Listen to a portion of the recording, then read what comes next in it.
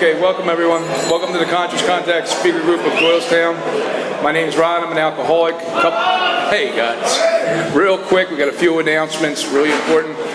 We have a sort of, we always have, all our speakers are special, but we got a little extra special once in a while. We got Bill B coming down from Connecticut, and if you haven't seen the movie, My Name's Bill W., he's a writer, producer, director of that. He also, the Lois Wilson story, he wrote 1,000 Years of Sobriety. He's got a whole list of accomplishments after his name that he's done for AA. It's pretty powerful. We'll be in here, and that's February, I believe it's 23rd. It'll be on our Conscious Contact Speaker Group Facebook page. You can keep connected with that. If you have any events coming up, either anywhere in this whole the East Coast corridor, please post it in our group in the Facebook page so others can see that, and also flyers. If you have any flyers from any events, because I don't know about you guys, but I really love like anniversary meetings. I always say free food and a half decent speaker, I'm in, let's go, you know. And that's what we kind of put the premise of this whole group kind of on that kind of thing. We like it like an event and an anniversary meeting every Saturday. And we look forward to it, so hopefully you'll join us with that each week. Nick's going to come up here and chair, relax, and have some fun.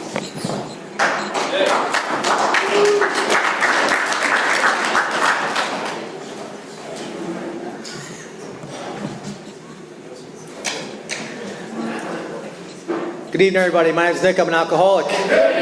Welcome to the Conscious Contact Speaker Group of Alcoholics Anonymous. This is a 1-hour speaker meeting that meets every Saturday night at St. Paul's Lutheran Church, 301 North Main Street at 8:30 p.m. in Doylestown. The business meeting for this group meets every Saturday night at 7 p.m. to 7:30 right here. The purpose of this group is to provide a consistent message of hope and recovery through God reliance and service to others through the practice and teachings of the 12 steps. We record all speakers so that others may benefit from their message of recovery. If you wish not to be recorded, simply ask. This is an open meeting of Alcoholics Anonymous. The group would like to welcome everyone, especially newcomers. Is there anyone new or from out of town that would like to introduce themselves with their first name? Go ahead in the back. My name is Nick. I'm an alcoholic visiting from DC. Welcome. I'm Jerry. I'm an alcoholic visiting Welcome. from Wilkes-Barre. All right. Hi, Amanda. I'm an alcoholic visiting from Wilkes-Barre. Hey, Amanda. Scott, an alcoholic. Hey, Scott. Welcome. Hi, I'm Kate. I'm an alcoholic. Hello. This meeting. Welcome. Yeah. All right. Someone else? I'm Ron. I have a family member who's an alcoholic. Okay. Welcome. You are welcome. The Conscious Contact Speaker Group encourages sponsorship. Would anyone with working knowledge of the 12 steps and is willing to sponsor, please raise your hands. All right. Are there any announcements from the floor for the good of AA?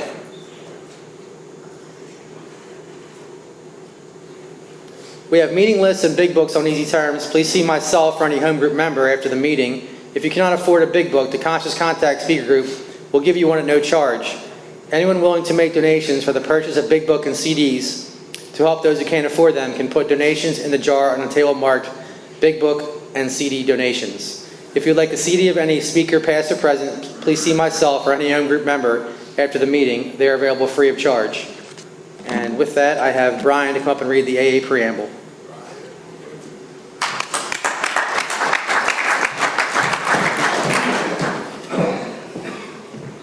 All right, good evening, everybody. My name is Brian, and I am an alcoholic.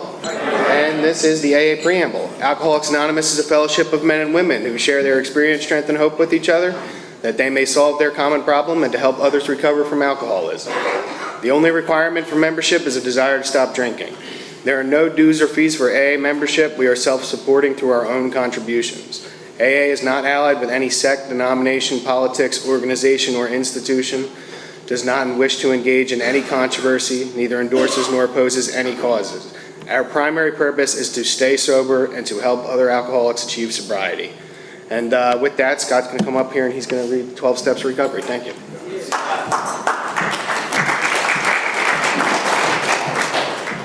Thank you, Brian.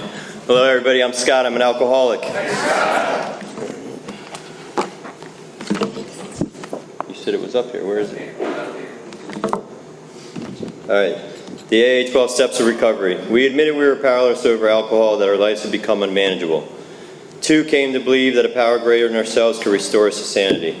3, made a decision to turn our will and our lives over to the care of God as we understood Him. 4, made a searching and fearless moral inventory of ourselves. 5, admitted to God, to ourselves, and to another human being the exact nature of our wrongs. 6, were entirely ready to have God remove all these defects of character. 7, humbly asked Him to remove our shortcomings. 8, made a list of all persons we had harmed and became willing to make amends to them all. 9, made direct amends to such people wherever possible, except when to do so would injure them or others. 10, continued to take personal inventory and where we were wrong, promptly admitted it. 11, sought through prayer and meditation to improve our conscious contact with God as we understood Him, praying only for knowledge of His will for us and the power to carry that out. And 12, having had a spiritual awakening as a result of these steps, we tried to carry this message to alcoholics and to practice these principles in all our affairs. And then with that, I'm going to have Nick come back up and introduce the speaker.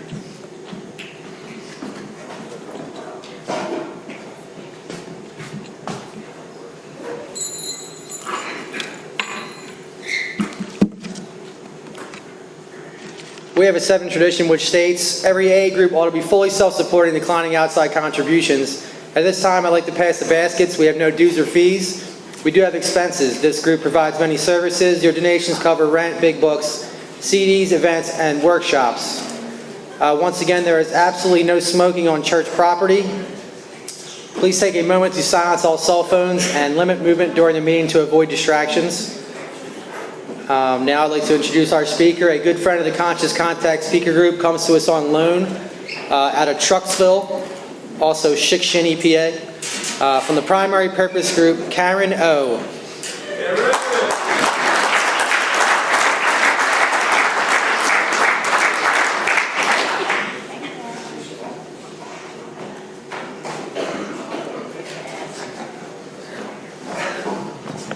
Hi everybody, I'm Karen and I'm an alcoholic. Hi.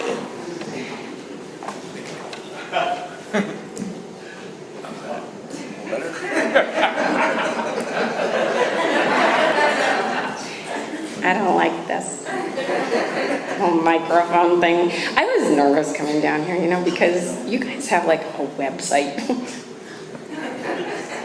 It's like important. I'm from Chickshinny. We don't do that. And thank you guys for having me. I don't know why you want me, but thank you.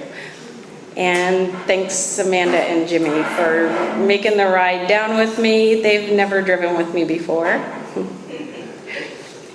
And I'm glad that they were open to have a new experience with all those things.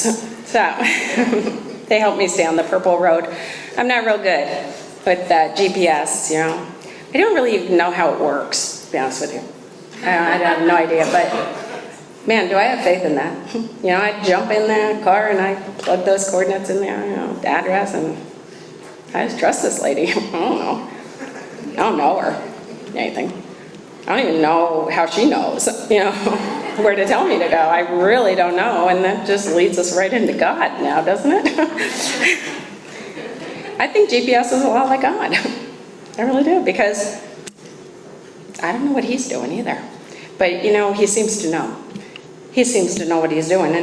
And when we come into this program, we are able to develop a trust in that, just like we can trust our GPS. I don't know how he works. I don't know what he is. But you know what I do know? He is.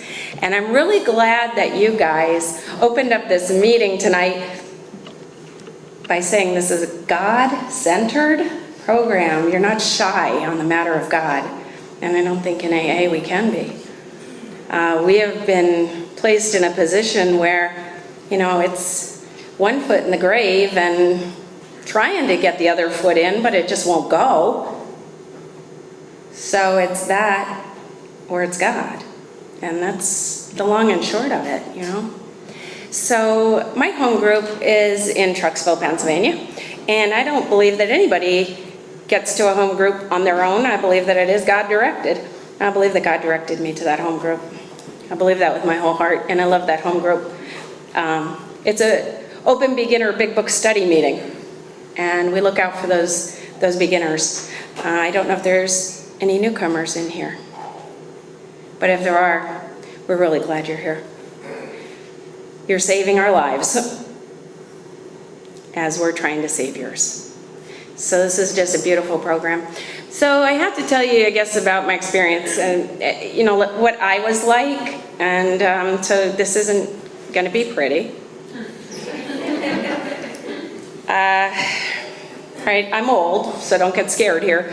I'm going to go back to 5 years old, okay? But I know I think I get like a minute a year or something through this, But anyway, my alcoholism, they say alcohol, cunning, baffling, powerful. Alcoholism, cunning, baffling, powerful. You see, I've been suffering from alcoholism, I believe, since I was a child. And the way that I know that is because now in hindsight, after going through these 12 steps and having had the spiritual awakening and realizing that the alcoholic runs on fear. 1,000 forms of fear. I mean, 5 years old, guys, well, 4 years old, I'm afraid. Like, of big things, like kindergarten. I really didn't understand why anybody, an adult, would do this to children. And then get on the school bus, and it was cold. And I didn't know where I was going, man. I mean, I'm in Trucksville, okay? You can imagine how big that is. Well, in my little alcoholic mind, it was big. And so I didn't know where I was going. I didn't want to go. And so when I got to school, I didn't like it there either, and I didn't like the teacher, and I didn't like my seat. And I just figured everyone else doesn't like it either. I mean, I don't really think about them too much, but clearly this is a bad place. So I found the nurse, and I became a very sickly child. And I would go home a lot. Home was nice. I felt safe. Now, my parents, we would go on vacation every summer, and we had, one of those station wagons that had the wood grain down the side. And my mom put me in the back seat, and she would say, okay, time for your medicine. And she would give me this stuff, and I don't see too many old people in this room, so you probably never heard of this, but she would give me paregoric. Well, paregoric is 45% alcohol. I don't think it's on the market anymore. But they used to give it in droppers, and what they would do is rub it on babies' gums, for teething, because it helps. And they would give it to kids who were a little hyper, calm them down. Well, I would sit in that back seat, and my mom would come, and she'd say, okay, time for your medicine, and she'd squirt that little dropper in my mouth, and oh, God, it tasted bad, but I can remember going, yeah, vacation started. This is good. Now, I'm going to tell you right now that I did not become a daily paregoric user at 4 or 5, but I can tell you that probably had I known I could have had it more, I probably would have been like following my mom around the kitchen, medicine place, medicine place. I remember this, like, oh, gosh. So, I started drinking, late, about 12, 13. My parents had a bar in the basement, full bar, kegerator. None of my friends were drinking, nothing like that, but my dad would always come home from work and he would send me down to get him a beer, and I got a little interested in what this beer was. And so I'd run down and I'd take a sip, and it quickly turned into a glass. And you've got to do this quick, man. Okay, because when they're sending you down, you're a kid, you got to down it and then get his filled and then run it back up. And I'm the dutiful daughter who stands on the side of the kitchen going, Dad, you want another one? Aww. Yeah, I just figured the other 12 and 13-year-olds probably weren't smart enough to figure this out yet. They hadn't caught up to me. I don't know. It felt good. I liked it.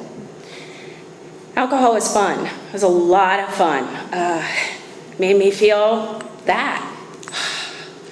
And it connected me. And I got into high school, and oh my God, I just thought I was the party girl. I didn't see a problem with this. I'm drinking alcoholically, but it's fun, and everybody wants me around because, I'm amusing. I found seniors. They were great. They knew where the booze was. In Chickasha and Trucksville, what we would do is we would walk around the woods and try to find other people's alcohol that they hid in the creeks and stuff, and then drink it and run like hell. That's what we did for fun. And Then I met my husband. I met him. We started to go out when I was, 17. But my husband's 4 years older than me. It was magical. This man was 21 years old.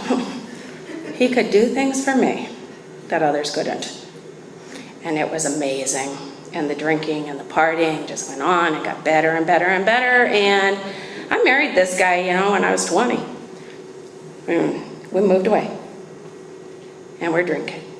And there's this guy in the book, Big Book of Alcoholics Anonymous. He is on page 32. They don't even give this guy a name. And they talk about him, and it says, early on in our drinking careers, although it cannot be proven, we think that, many of us could have stopped without the aid of God, spirituality. But few of us saw good enough reason to do so. Well, this man in the book, for those of you who don't know, he put the plug in the jug, and he motored on, doing the deal, getting ahead in business, getting himself nice and rich, retires, pulls out the carpet slippers and the bows, and he's dead in 4 years. I was like, whoa. Well, I had a good enough reason, guys, to stop drinking. You see, I'm 27 years old, and my husband and I decided we want to start a family. And I knew that drinking was a problem. I drank very alcoholically. I was still having fun with it, but you can't have babies and fun at the same time. So I put the plug in the jug. I didn't need the aid of spirituality. I had not crossed that invisible line. I didn't know I was an alcoholic. You see, if you're an alcoholic, I think you have to drink, or that other stuff. And I wasn't doing any of that. But let me tell you, boy, when I came to Alcoholics Anonymous and I found out that we are suffering from a spiritual malady, I was like, oh yeah. You see, I put the plug in the jug, and I did not fill it with Alcoholics Anonymous. I did not fill it with the 12 steps. I did not fill it with God. I filled that big spiritual void within me with a child. And didn't even know I was doing it. They tell us that the root of our problem is selfishness and self-centeredness, but we don't think so. Don't think so. Very true. So here I am, the untreated alcoholic who has now had a baby filling spiritual void because I'm super mother. I never had children before, but I felt I would be pretty good at it. I had a dog, so I took, he lived. Anyway, so my husband and I, we have this baby. We're in Florida now. We have moved from New York down to Florida, and then, God, they wouldn't let you out of the house, man, after you had that baby. That was crazy. For like 4 weeks. You get stir crazy. But to back up, I just got to tell you this, just for a little history lesson. My husband is a electrical engineer. I'm a math teacher. There's not much romance in our house. We calculate. I'm not kidding. So we calculated the due date. It worked. It was the last day of school. If anyone is planning on having children and wants to see me after the meeting, I have a formula. Okay, we can get your due date going for you. My daughter cooperated. She wasn't born until 2 weeks after I got out of school. That was convenient. And then I had another plan. As alcoholics, do you plan? Got plans? Good plans. And so I was going to take the summer off as teachers do, and then go back to school in the fall, and that would give the child what it needed, for mothering. And then I had the child, and then I came home. And then I'm not leaving it. Something happened, man. I mean, that spiritual void, now I'm overprotective. Just a little. Like the father, okay? I don't really think he should really watch her. Not for long periods. Because I don't really feel like he pays enough attention to detail. And he might kill it. So, and I have proof, okay? Yeah. I go out, so after 4 weeks, we pack up the house and put the child in the, little pushing thing, cart. And I left my husband, I swear to God, 1 minute and 30 seconds max. I turn around, I'm over at the meat counter, my husband's Polish, so I was getting kielbasi. And I picked up that Hillshire kielbasi, and when I turned around, there was this lady, and I don't know what she looked like, ma'am, but she had this long red fingernail. And she was going at my baby with it. She was gonna touch her. God. I scurried over there. I took that kielbasi and I whacked her right across the back. Can you believe people would want to touch your baby like this? Crazy. Well, I shocked myself a little bit, I'm not going to lie, and I shocked my husband. I sure as hell shocked the red fingernail lady. And they all looked at me and I said, do you want to have this for dinner? And then we strolled off, and man, I gave it to my husband. How dare you? Okay, like I leave you with her, and this is the kind of care you take. Oh, no wonder I can't trust you. I mean, you're just proving things left and right. You see, as an alcoholic, I think I'm right. You're wrong, but I'm right. Sometimes I'm a little wrong, but you're more wrong, which makes my little wrong like deleted. We delete button that wrong. And selfishness and self-centeredness, root of our problem, but we don't think so. So the end of summer starts rolling around, and my husband says to me, so have you looked at any daycare centers? And I said, yeah, I did. I looked at one. And she's not going there. So why? I said, well, I'll tell you why. Because it's like a mini concentration camp, okay? There's swings lined up. Infants are swinging, and they're crying. She's not doing that. I'm not doing that. Who would do that? So, and by the way, I quit my job. He said, you did what? Now, I don't think this is selfish. Wouldn't any husband want their wife to stay home and be a stay-at-home mom with their baby? Clearly. Good idea. So he said, what are we going to do? And I said, well, I just told you what I'm going to do. I'm a stay-at-home mom. Liking it. You, on the other hand, might need to get a second job. I'm not really sure what you're going to do. You're going to have to figure that one out. By the way, I'm still married to this guy. Woo! He's clinically insane as a result of me. He's a normie. Whoa. Yeah. Well, anyway, I'm going to fast forward a little bit. I'm a stay-at-home mom, so we're living in Florida, but I'm from Pennsylvania, Truxville. Grew up there, and we were coming back for the month of February. I now had a second daughter, believe it or not. This man wanted more, and so we came up for the month of February to stay with my mom and dad so that the girls could see snow, and they saw snow. My mom is a wonderful person. She's actually my best friend that time, and she's one of those people, you know when you call them on the phone and you tell them just what an idiot your husband is, and your mother goes, yes, he is. And she agrees with everything. Mom, I'm sad. Oh, well, don't be. I love that. So anyway, we came up, and here we are, and the kids saw snow, and it's beginning of March, and we're packing up, getting ready to go back to Florida. It was a Sunday morning. My mom started to complain about back pain, and I said, well, perhaps carrying the baby around, hurt your back.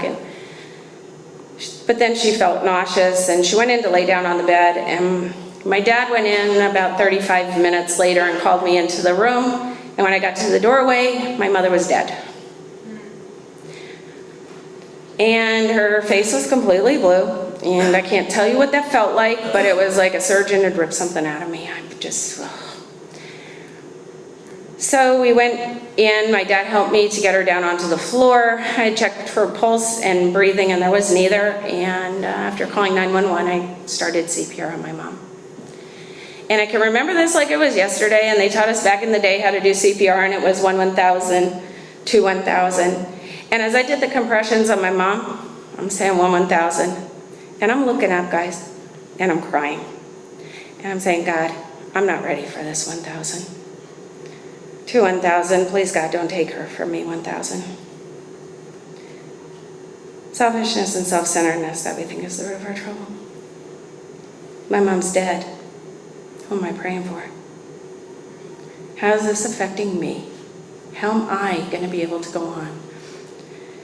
Well, when my mom left the house that day, she did have a heartbeat, but she still wasn't breathing, so they took her into ICU and they put her on a ventilator, and she began to assist that ventilator after about 3 days, but in that time, about 5 different doctors had come to me and said to me, "What happened?" And I would tell them the story, just like I just told you, and they would look at me 5 different times and say, do you know how near to impossible it is for your mom to be alive right now? And I would look at her and I would say, look, that lady is not alive. She's not on a ventilator and unconscious. That's not life. Missing the whole point of that's impossible. Well, the doctors told me that there would be some severe brain damage because of the lack of oxygen to the brain for that long of a period of time. And the girls and I stayed on up here, and we would go down to see my mom every day, and would take my dad, and 3 days, so now she has no ventilator, but she's still unconscious, and about a week in, the blood stopped going to her feet, and they became gray and mottled, and the doctor called me, and he said, we're going to have to amputate both of your mom's legs. The vessels just won't support the circulation. And I said, okay. And he said, but we can't do that right now because of the recent heart attack. She might die under the anesthesia. So what we're going to do is we have to let gangrene set into both of the legs, and when the infection runs through her body, her fever will spike, and at that point we'll do emergency amputations. And I said, okay.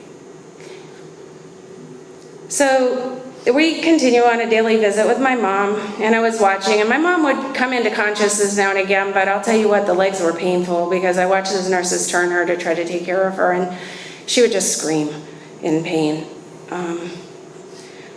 Well, about, 2 weeks, a month in, my dad didn't know who we were going to see anymore. He couldn't recognize my mom. At night, he would start coming into the bedroom. It was like 2 o'clock in the morning. You guys ever have this happen? You're sleeping and someone's standing there and you just know it. You sense it. And I say, Dad, what's wrong? And he said, there's Indians in the backyard. And I said, no, Dad, there's no Indians. You're dreaming. Go back to bed. I took him to the doctor, and he has Alzheimer's. So things aren't looking good. They're going south pretty quickly. At the end of 3 months was when they had to amputate both of her legs because her fever spiked.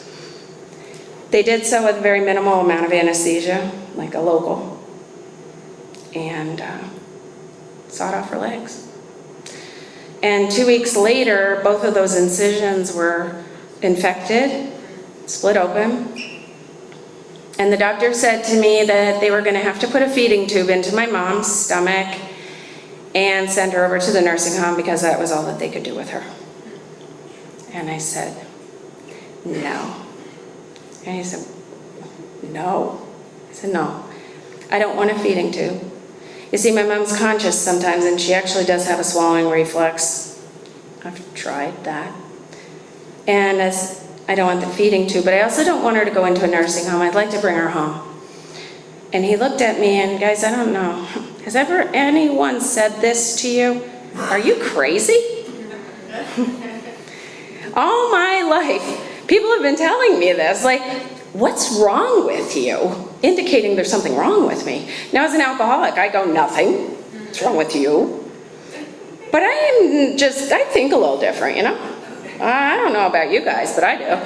I don't know. Anyway, so I explained to him that my mom had bed sores now. She had a urinary tract infection from the catheter. Her incisions were infected because she now can scoot around the bed a little bit, and she was getting her incisions into her own feces because she was incontinent of her bowels.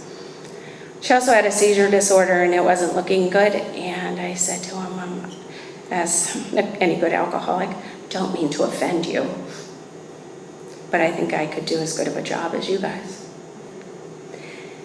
And what's your biggest fear? That she's going to die, so she dies at home. Do you know that man let me bring my mom home? He sent her in an ambulance, and we had a hospital bed all set up in the room. And my mom was laying in that hospital bed, and she hadn't spoken in 3.5 months. I mean, words here and there, but no meaning. But we knew the lack of oxygen, the doctors told us. And as I stood in the doorway, they got my mom comfortable. I was looking out there. My 3-year-old ran past me, jumped up on the bed with my mom, and I heard my mom say, Katie. And that's my 3-year-old's name. And my mom said, what happened to me? Full sentence. My 3-year-old said, Mimi, you were dead. And my mom said, what happened to my legs? Was I in a car accident? Guys, I want to describe as best I can the feeling I had in that doorway. I looked up once again and I said, you're the man. I don't know what you are, but your power. I don't know of another human being who could perform such miracles. And a blanket of peace came over me on the inside that everything was going to be okay. I didn't know how. I didn't know what was ahead. But it was going to be okay. And I walked out in the room and I explained to my mom what had happened to her. We had Grand Central Station at our house then, because we stayed up here for another year, getting my mom and dad into shape, so that they could move down to Florida with us. But in the beginning, we're teaching my mom how to walk on prosthetic legs. We've got, the nurses, the physical therapists, the occupational therapists, the speech therapist, everybody's coming, and their friends are coming to visit, and it's crazy, and my 3-year-old and 1-year-old are doing their deal, and then my dad's still in the yard chasing Indians, and so it was crazy. It's just crazy. And I was dog tired, I gotta tell you, but guys, I was peaceful. Now, this is in my years of sobriety, but you see, I am never the person who is at ease. We were just talking about this on the way down. Now, is alcoholism a disease? Well, I think so, because I'm never at ease, so I am at dis-ease. I wasn't. I was okay. There was chaos all around, but inside, I had love in my heart. It was crazy. And these people would say, as they came in the house, oh my God, this is beautiful. And I would say to them, what do you mean this is beautiful? They said, no, it's not. I know you can't keep up with the house. They said, it's just the feeling in this house is amazing. Guys, they were feeling love, as I was, but couldn't put a word to it. It was beautiful, man. And I was doing AA, and I didn't even know I was doing AA. Because you see, AA is an altruistic spiritual program of action. And I was practicing altruism. I was doing for my parents, and I'll tell you what, it was a privilege. I didn't expect anything in return from them. I don't want anything in return. Spiritual, I think we all know what that is. Full reliance and trust in a power greater than ourselves. And I had it. And then action. You know what action means? We don't sit on our dupas. We get out and we do something, and man, was I performing some action, because you see, God had put all these people in my life and I was just working for them. I was serving them and I was doing God's work, and I had no idea. I'm going to fast forward. Now you see, let me just tell you, my mom lived another 18 and a half years. My dad passed away from the Alzheimer's 5 years later, and we took care of him until the end. We moved them back down to Florida with us after a year, and I could tell you, my God got a lot smaller until it became non-existent. You see, the beauty and the love in the altruism, it turns to death when you're self-driven. And my friends would say to me things like, oh, we're going to be taking the kids to Disney World this weekend. They're so excited. And I would think, I'm not going to be able to go to Disney World with my kids. I got to take care of them.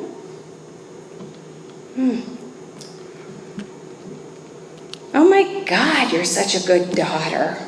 I don't know any other daughter who would do this for her parents. Yeah, well, that's me, you're just scumbags. I'll tell you. Altruism gone. I didn't abuse or anything like that. My parents, I took care of my parents. But I'll tell you what, the feeling wasn't there. There was a little bit of bitterness. There was a little bit of resentment. There's a little bit of me, a lot of bit of me going on. So, crazy is back. So here comes the television show, the raw, uncut version of the untreated alcoholic. Sober, motoring along, here we come. We're about to create some chaos in your life, okay? So here's what I do, because I'm nuts. I need to have energy, okay? Energy. So I'm still trying to fill this spiritual void, you see, but anything but God. And there's no booze around either. I'm not drinking. So I'm not an alcoholic, because I'm not drinking. Alcoholism, nothing to do with the booze and the drugs, nothing. So I got to get energy, so I start to exercise. So I exercise alcoholically. I go to step aerobics in the morning, and then at night I do a little karate training, cross down. And so I exercise myself into herniating 2 discs, and now I'm down. I go to the doctor. Oh my God, I have a bad back now. I think you need antidepressants. I said, yes, I do. I need something. Here come the antidepressant. She puts me on the antidepressant. Oh my God, guys, I'm not a depressed person, okay? So I know that there's a real thing called depression and that people need to be treated for it. Don't get me wrong, okay? Not me. So they put me on this, and you know how you feel, like on an antidepressant. It's like a toad. You're like, bleh, bleh. Like everything's flat, very flat, right? The dog died. Oh well. So now I'm like this, but antidepressants have the side effect of making you fat. So now I'm getting fat. So I called the doctor and I said, listen, I don't like this. And now I'm fat. So what you got for a pill on fatness? Because I'm getting really depressed about getting this fat. Okay. Oh, God. So those went away. I can't do that. I can't live my life as a toad. And so here I go. I'm motoring along. So I become Girl Scout extraordinaire. Girl Scout leader extraordinaire for my children. This is for the children. I'm not selfish and self-centered in any way. I do everything for my family. Trust me, I do. And if you don't believe me, then you need to leave. All right, because I am doing this for my family. That's my attitude, So anyway, Girl Scout leader extraordinaire. And so we're living in Jupiter Farms, Florida. Another little town, I just pick them all. Anyway, and I do. So I bring this old junky trailer up into the driveway, and my husband says to me, what is that? I said, well, what it's going to be is a Christmas float. He said, what are you going to do? I said, well, what you're going to do is paint it. He said these words to me, and I remember this. He said, I don't see other husbands out, doing all this stuff for the Girl Scouts. I said these words back. Well, my expectations of you are just a little higher. You don't see me married to those guys, do you? God love that man. He painted the cart. I stayed up for 3 days and 3 nights glittering up these cardboard reindeer, slapping them on the sides. Oh my God, for the kids. Do this for the kids. Then here we go in the little Jupiter Farms Christmas parade. I'm on the float. I have pictures if you want to see them. So, oh my God. It's stupid, okay? And I know it's stupid. But I wanted more friends for my girls, and I wanted, because that's for the girls. And I wanted everyone to think that I was the best at Girl Scout stuff. So you'd all put your girls in my troop because, look, I'm the best. Yeah. I got in a fight with those Girl Scout people and I quit. Guys, I thought I had an anger management problem too. Any of you think you got an anger management problem? Oh my God. And I'm not proud of this, so please don't think I am. I tried to kill my husband, okay? I tried to run him down with his truck. He told me no about something. Luckily, he was able to run in a serpentine fashion, and I couldn't get him. If you knew my husband, you'd try to kill him too. Yeah. Well, I wanted the yard to be like a park. You know, we had 1.25 acres. I thought it'd be nice for the girls if we had birds. I like birds. Do you like birds? So I asked my husband if he would build me an aviary, okay, in the yard. And so he said these words to me. He said, I don't think we need birds. Oh my God. Here we go again.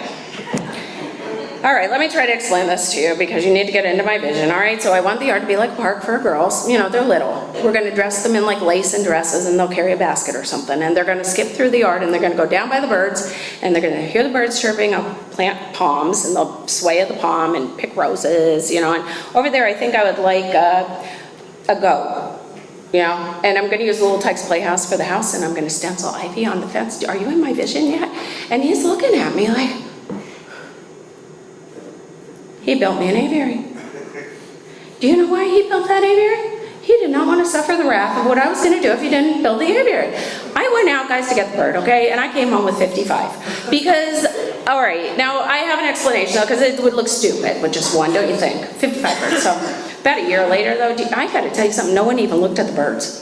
Except me. I had to feed these birds. I had to clean up after. Do you know how loud birds are? Do you know how messy birds are? I don't want these. Nobody, see, no one in my family will cooperate with me when I'm trying to make life fun. The life of an untreated alcoholic, suffering from the RID, you know, the restless irritable discontent. Yeah, dis-ease. Anyway, we're going to fast forward now. So we moved back up here to Pennsylvania, and okay, I didn't drink for a good reason because I didn't want my girls to drink, okay? But my youngest daughter is now drinking. She's 18, and I'm going to pick her drunk ass up at parties. What the hell? My theory didn't work. So it was Christmas Eve. I went out and I got 3 bottles of booze, you know? Well, 4 actually. I gave 3 to the guests, all right? But the 4th one was for me. And I got champagne. I love champagne. I drank that whole bottle that night. It had been 23 years since I drank, and I think somewhere in there I crossed the invisible line, and I began to daily drink. Now, I'm not going to tell you that I was blackout drinking on a daily basis for the first month. I was not. But my girls were becoming concerned because they would come home from school and I would have a glass of wine. And they would say things like, Mom, are you having another glass of wine? And I was like, well, yeah, making up for lost time. Mom, are you drinking again today? Well, you drink, don't you? After a month of that, though, I turned into a daily blackout drinker, drinking to myself into oblivion for the next 3 years and 8 months until I got a gun and I was going to shoot myself. But because I'm not a happy little disco drunk and I get superhuman powers where I could tell you're an asshole just by looking at you, I want to kill you too. I may not be able to with my bare hands, but I do have a car, and I have a gun. Probably not good. Yeah. So one night I was, gonna go kill someone so I could help the world be a better place. And then I was gonna turn the gun on myself, but really, we're laughing here now, and that's awesome, but I was depressed as hell. I was drinking alone. It was miserable. I hated my family. I used to be super mom. I hate them. They don't even appreciate me. That husband. If he had just like the birds, things wouldn't be like this. If he only liked the things I wanted to do. But he does, and he fights me on it. Oh my God, blah, blah, blah, blah, blah, blah, blah, right. So anyway, I'm good and drunk, and I'm going to kill somebody, and I'm going to turn the gun on myself. And well, before I got out of the house, those 2 girls got the gun away from me and literally took me kicking and screaming into the pickup truck across the cross valley as I was trying. I succeeded. I got the truck into neutral a few times, but they just, when you're drunk, you're a little messy. Like I could take them on a good day, but not drunk. And I'm saying wonderful things like Mother of the Year award things like, you be, and you effing be, and you blah, blah. Yeah. Then I passed out and I woke up. Anybody wake up and not know where you are? It's a frightening experience, isn't it? Especially when it's happening repeatedly. And so I woke up and I'm trying to get my bearings, and I look up at the wall, and there on the wall next to me is this big letter, G or H or something, and I looked down on my gurney there and lays a big sheet of yellow paper, and I didn't have my reading glasses, but I picked it up, and on the bottom they had written nice and large, homicidal and suicidal. Something happened on the inside. I began to hate myself even more. But more than that, I wanted to change. I didn't want to be that person, and I didn't know what they did with people like me, but I was very willing to have them do it. So whether that's go to the state mental hospital for the rest of my life, I'm on. Let's do it. That was my surrender right there, and I didn't even know I was surrendering. It had to stop. It had to be over. Well, I went into this little rehab. It's a slum. My family really didn't like me at this point, okay, because they didn't give me a good one. But I'm so blessed to have been in that little slum rehab. I got to meet you people. And you know how it is when they call it group, the AA meetings here, blah, blah. And I would go in and I would listen. I cried for 17 days. My insurance would only keep me there for 17 days. I thought that they were stupid. I didn't agree with them. I'm not well, and I know that. But when you guys would speak in these groups, what was coming out of your mouth was the thoughts that were going through my head. And I was amazed. You could have been half my age, a different gender, a different race. It didn't matter. You were thinking like me. Whoa. What a sense of ease and comfort. Be surrounded by the same insanity. Crazy. Well, I listened to every single AA speaker as they came in because I knew that you guys had a way out of this. I haven't listened to NA even though I didn't N. But there's one guy who came in and he was a very large guy. And he sat down in the chair and he said, I'm so-and-so, I don't know who he was. Alcoholic. I love when they do that. And then he said, I've got 26 years sober. And he looked at us.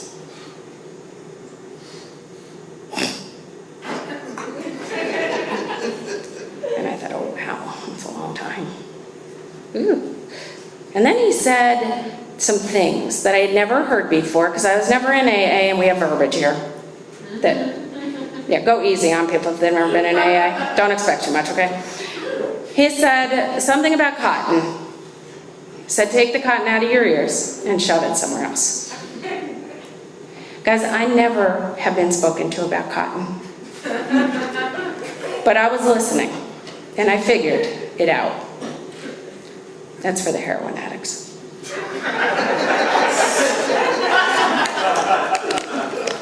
This is an all-inclusive program. We just don't talk about it. He said other things too. He said, AA has less than a 6% success rate. And I'm like, oh God, what did I get myself into?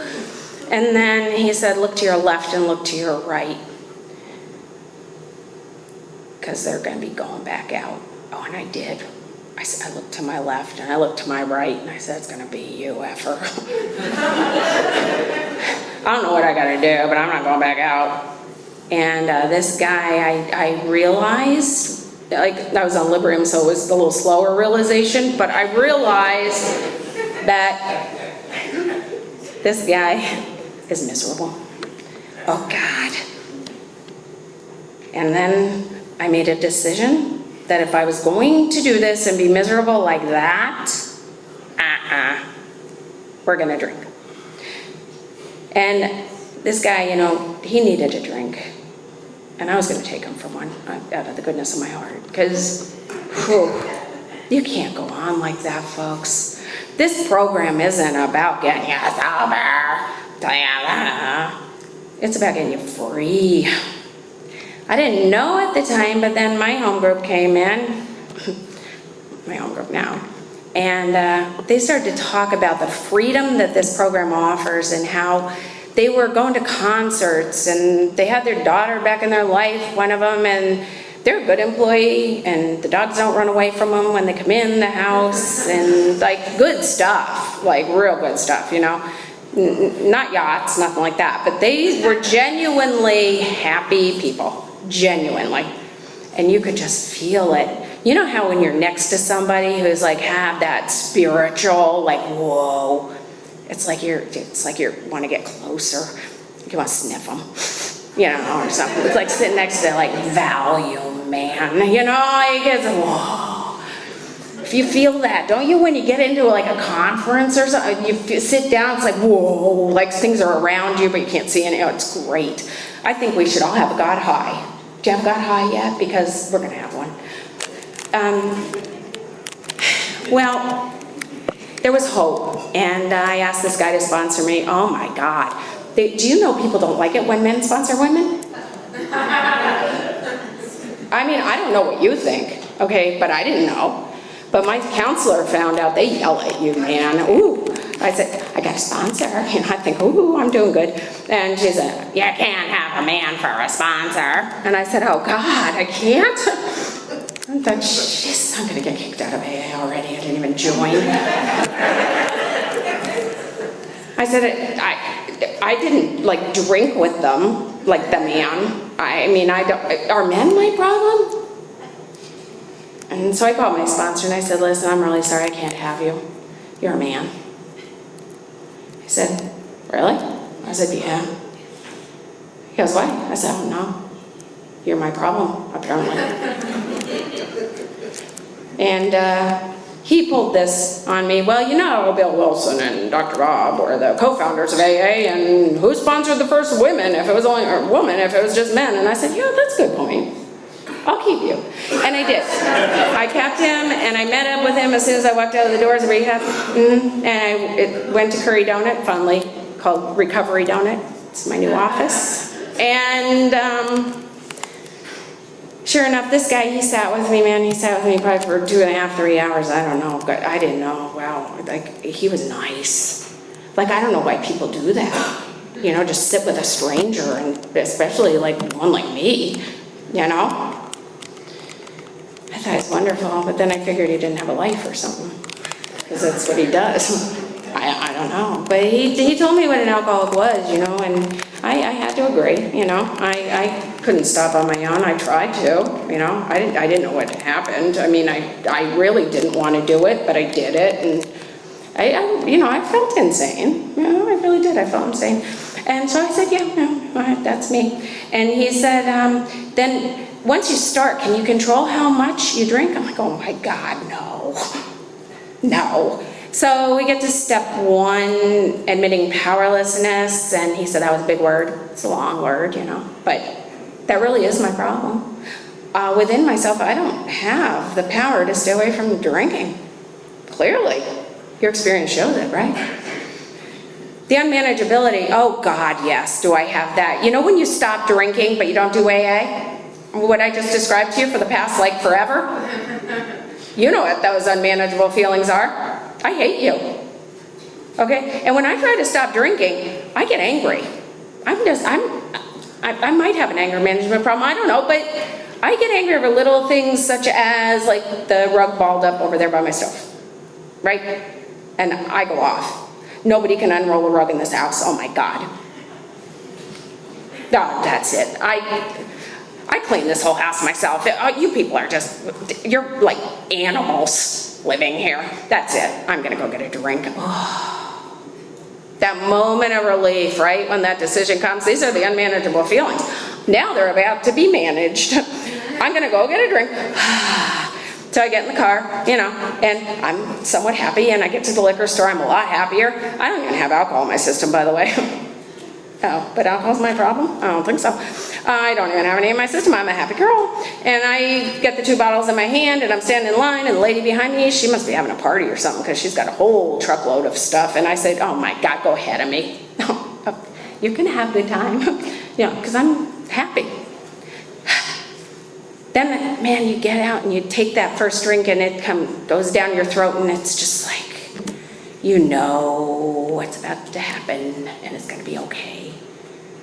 Yeah. The problem of the Alcoholic Center is in the mind, in the thoughts, not in the bottle, in the thoughts. My thoughts are twisted and I don't even know it. You see, when we got to step 2, he said, and this is all in that 3 hours, he said, do you believe that there is something out there greater than you that made all of this? That's a really long way of asking a question, do you believe in God? I didn't understand why he was doing that, but he was a nice man. And I said, are you asking me if I believe in God? And he said, well, yeah. I didn't know that people in AA had a little problem with God word. I didn't ever. Anyway, that's not God's fault, it's me. And anyway, I said, yeah, I believe in God. Then he said the magical question. He said, does this God have enough power to save your ass from this illness? And you know, just like God does a lot. God, you know, we play God. Have you read the job description? Like, we don't fill it. I didn't. See, God was able to connect that story of my mom having her heart attack to the laying in the bed and my 3-year-old running past me. And these are the thoughts that are flooding my head as he asked this question, does God have enough power to save your ass? And I heard, Katie, what happened to me? Where are my legs? You see, I didn't know that Alcoholics Anonymous had to do with God. I thought booze was a real problem. And right then and there, I had that same feeling as I had when I stood in the doorway looking out at my mom. It's going to be okay. It's going to be okay. You see, I'm lost, but God isn't.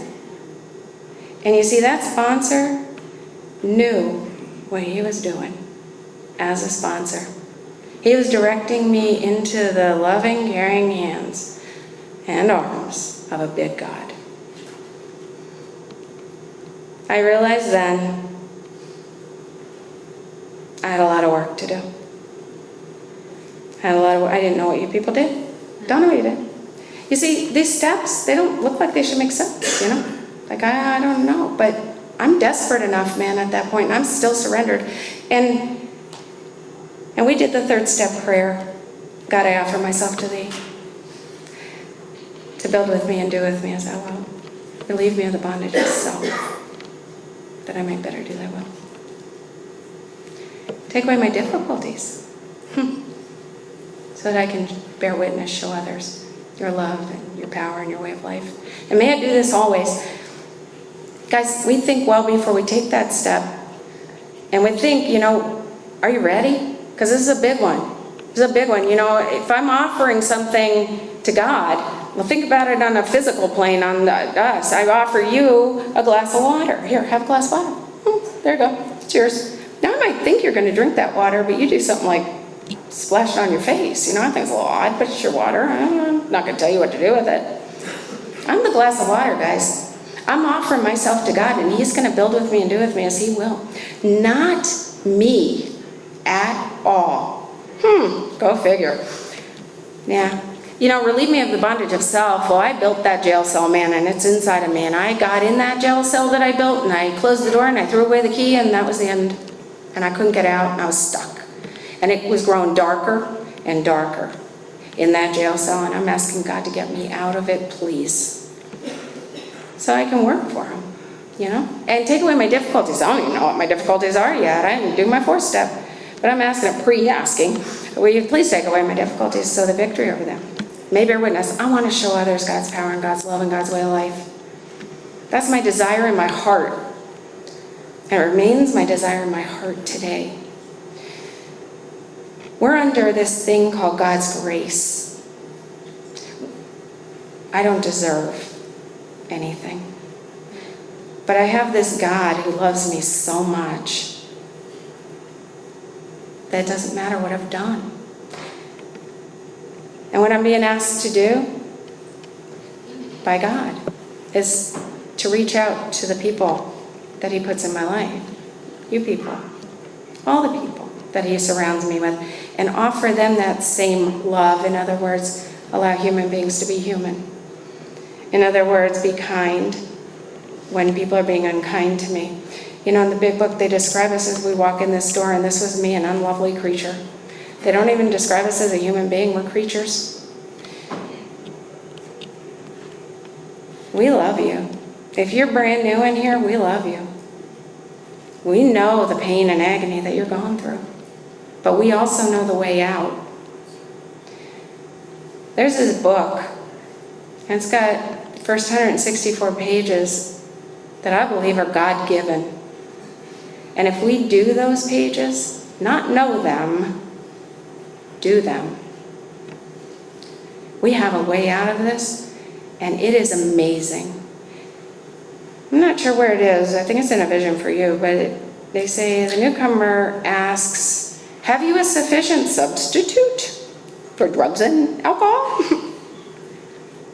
And we say yes. And guys, I can honestly tell you right now,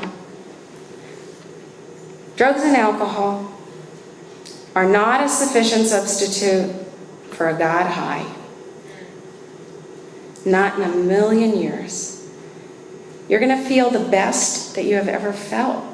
If you have not done these 12 steps, I strongly encourage you to grab yourself a sponsor and get on them. They don't look like they're going to do much for you. Oh, but they're revolutionizing. My world didn't change, but the way I saw my world changed. I have a beautiful life. And I am surrounded with all of you people, and you're beautiful people. And I love every one of you, and I hope you have a great night. Thanks.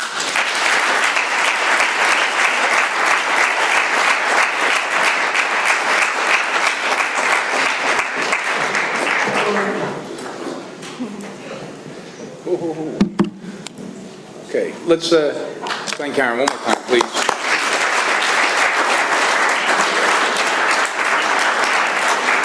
It's customary for us to form a line and thank our speakers. They come all the way from Shikshani, Pennsylvania, on their own time and expense to share their strength, experience, strength, and hope with us. Next week we have Peter H. coming out. Okay, be mindful of that. Food and Fellowship starts at 8 p.m.